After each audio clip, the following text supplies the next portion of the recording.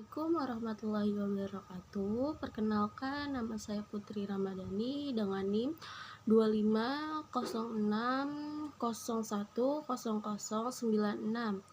Di sini saya akan mempresentasikan hasil review buku saya yang berjudul Pendidikan Agama Islam dengan subbab Tingkah Laku Keberagamaan yang Menyimpang. Di sini saya pertama akan membahas yaitu apa sih sikap keagamaan dan apa itu perilaku menyimpang.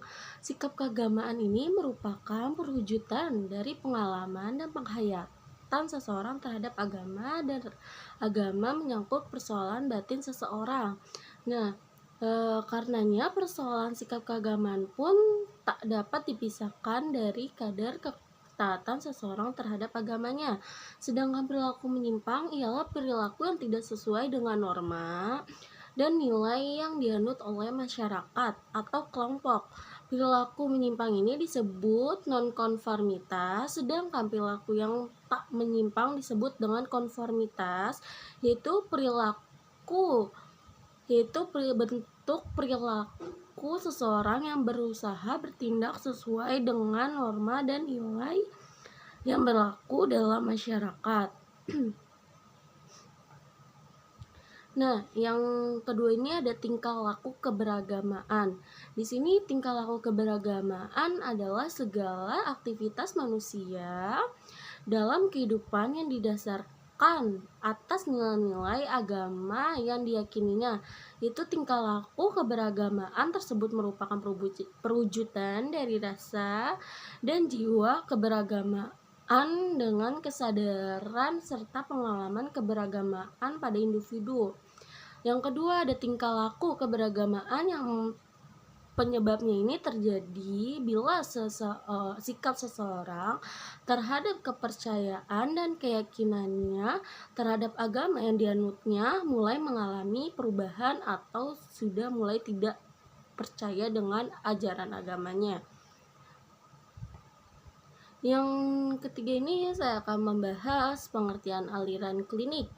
Aliran klinik ini dapat diartikan sebagai segala sesuatu yang berhubungan dengan kepercayaan akan hal-hal yang mengandung rahasia dan tidak masuk akal. Terus salah satu aspek dari ajaran agama ini adalah percaya akan hal-hal gaib, akan kekuatan gaib. Itu bagi penganut agama, masalah yang berkaitan dengan hal-hal yang gaib ini umumnya diterima sebagai sesuatu bentuk keyakinan yang lebih emosional ketimbang rasional. Terus yang di sini faktor-faktor lain yang mendukung timbulnya dan berkembangnya aliran seperti ini yaitu adalah kekosongan spiritual dan penderitaan, dimana jika kita mulai merasa stres kayak depresi atau penderitaan kita mulai kacau, kita tuh akan mulai percaya akan hal seperti ini, dimana itu bisa melengkapi kekosongan kita. Kita percaya itu akan melengkapi kekosongan kita. Sini saya akan membahas juga konversi agama, yaitu konversi berasal dari conversio yang berarti tobat, pindah, berubah, sehingga conversion berarti berubah dari keadaan atau dari suatu agama ke agama yang lain.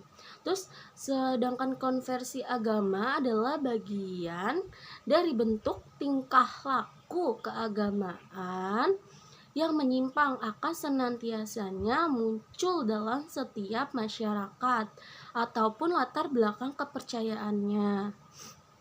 Di sini juga ada faktor-faktor yang menyebabkan konversi agama.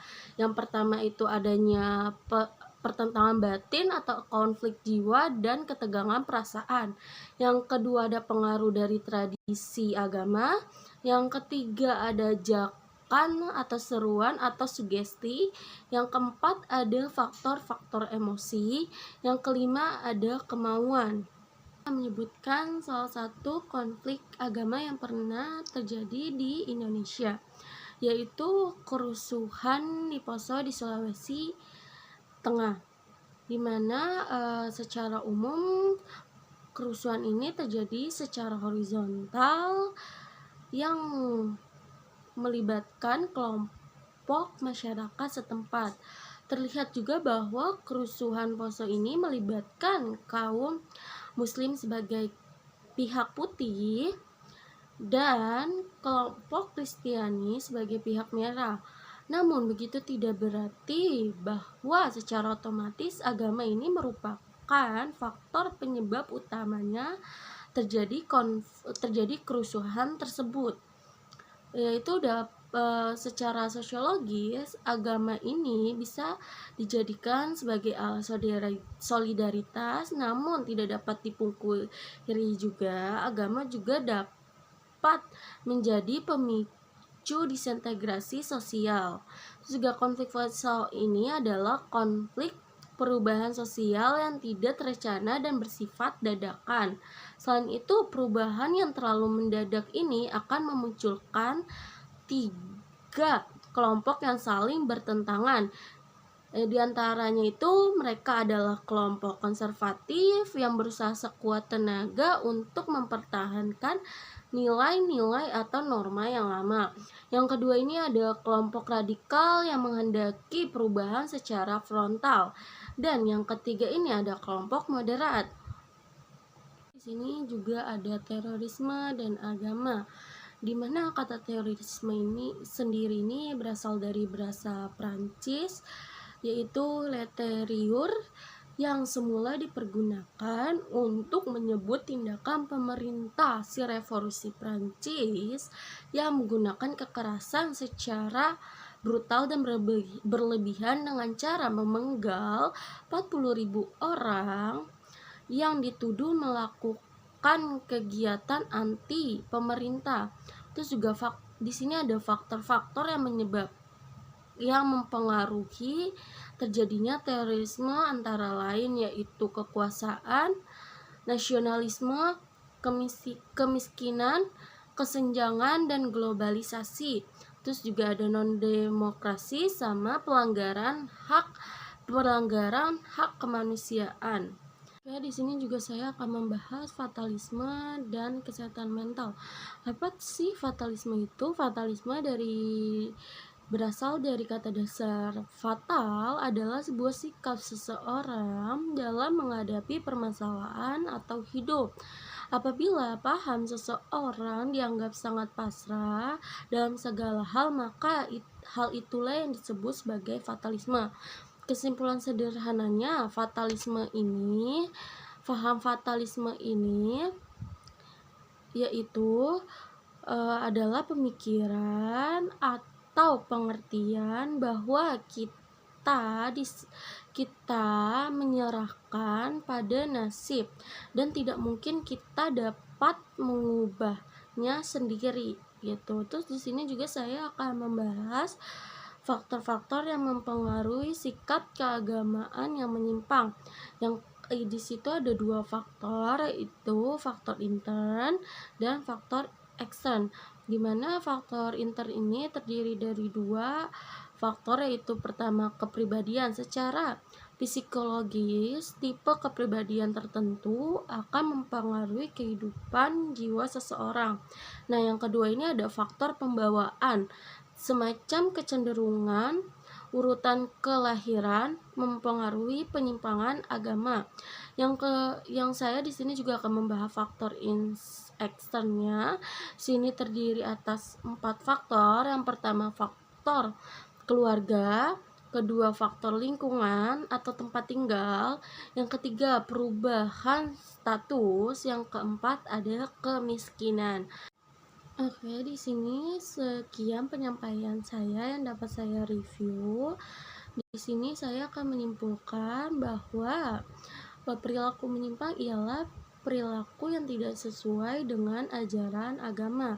Terus juga konferensi agama merupakan bagian dari bentuk perilaku keagamaan yang menyimpang yang senantiasa akan muncul dalam setiap masyarakat. Juga konflik dipicu oleh Keadaan atau perubahan yang mendadak biasanya diwarnai oleh gejala di mana tatanan perilaku yang baru masuk digunakan sebagai pedoman. Terus juga saya menyimpulkan bahwa terorisme adalah perilaku yang bisa dikatakan sangat menyimpang. Sekian yang dapat saya simpulkan dan saya sampaikan. Mohon maaf kalau bila ada kekurangan dalam penyampaiannya. Wassalamualaikum warahmatullahi wabarakatuh dan terima kasih.